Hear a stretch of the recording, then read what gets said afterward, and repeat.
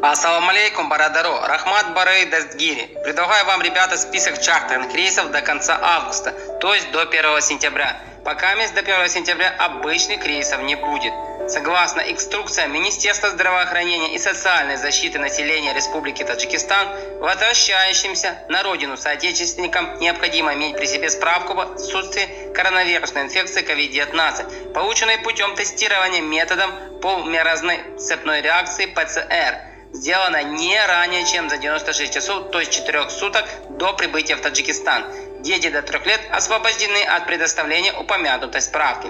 По прибытию в Республику Таджикистан со справкой об отсутствии коронавирусной инфекции COVID-19 граждане страны освобождаются от обязательного тестирования и направления на карантин. Эта информация, ребят, появилась на официальном сайте посольства Таджикистана в России. Пока на этом все, ребят. Ждем и надеемся открытия простых рейсов уже в сентябре. Всем мира, добра и крепкого здоровья. Всех ценю и уважаю. Увидимся в новых роликах.